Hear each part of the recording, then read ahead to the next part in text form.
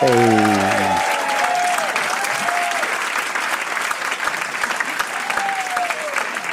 Oh, we had that one for old time's sake. I think that was kind of interesting, wasn't it? Obviously, we're here to talk about the war that is currently going on in Iran between Iran, the United States, and Israel. As you may remember, although it's been a while, my name is Musa. I'm an attorney, and I have been for the last 26 years now. And we're here to talk about geopolitical stuff. And today we're talking about the United States' decisive victory over Iran. So let's start from the beginning. From the beginning, we have the United States saying that we've destroyed all of Iran's nuclear arsenal and anything that they can use to absolutely make anything nuclear. So Fordo is destroyed, and we don't need to go back in there anymore. Fast forward 6 months and 7 trips from Benjamin Netanyahu to the White House later. And we are at war with Iran. And the official narrative is about as consequential as it could get.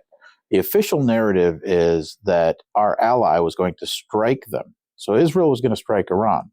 And we had no choice, because if they did, we'd already been warned by Iran that they would strike American assets and Israeli assets in the region. So that's about as consequential a confession that has ever been made.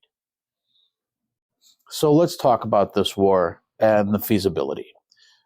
There are reports that we have absolutely destroyed residential areas and commercial areas in Tehran. But Iran's a huge country. There's lots of empty space there. A hit in Iran is not the same as a hit, say, in Israel, because Israel's much more densely populated. Additionally, what kind of war is it exactly that we're fighting? Riddle me this. For the last 100 years or so, since World War I, the United States has been preparing and fighting what I would call a Cold War. They need the bombs with the biggest booms, the most sophisticated systems, and the most expensive ones to make. Meanwhile, Iran faces an existential threat, so they believe. They believe that their essential lifestyle and way of living is under threat. And they're fighting a traditional war. But theirs is a war on the world economy. And let's break down how.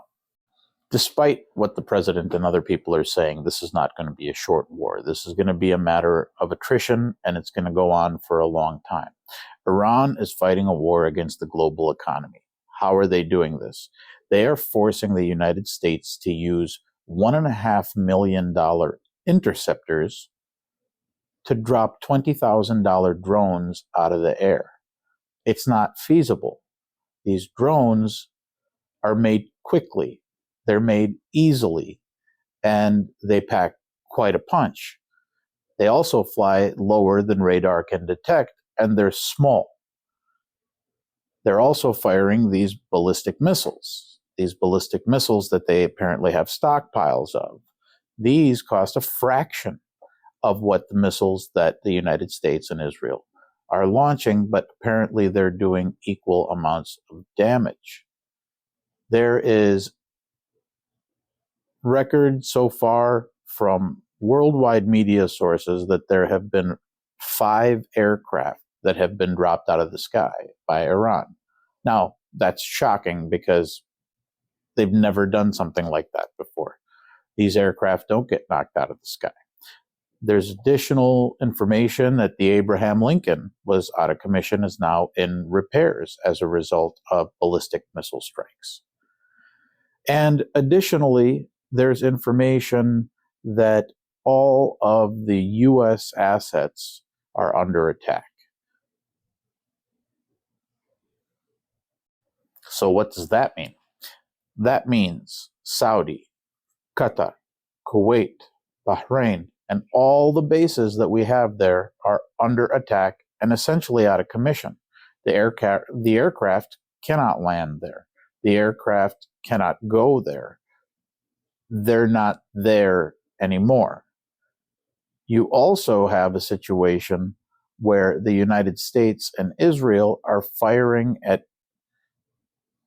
targets that are painted on the ground. Look for the video that shows Israeli fighter jets attack painted aircraft. And this is some Wile E. Coyote shit. This is straight up Toon Lagoon stuff. And it's working. And it's asymmetrical. So, now that the fog of war has cleared and lifted a little bit, we know. We know what? We know that the war was going to be started by our ally regardless. We know that the original information that we had about destroying Iran's nuclear facilities is a lie. Or that the reason for this offensive strike is a lie.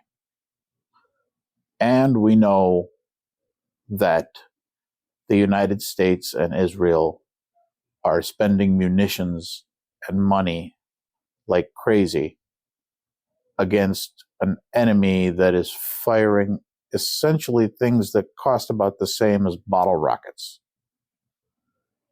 You tell me how that's feasible. We've already lost 6 service members that we know of. For what?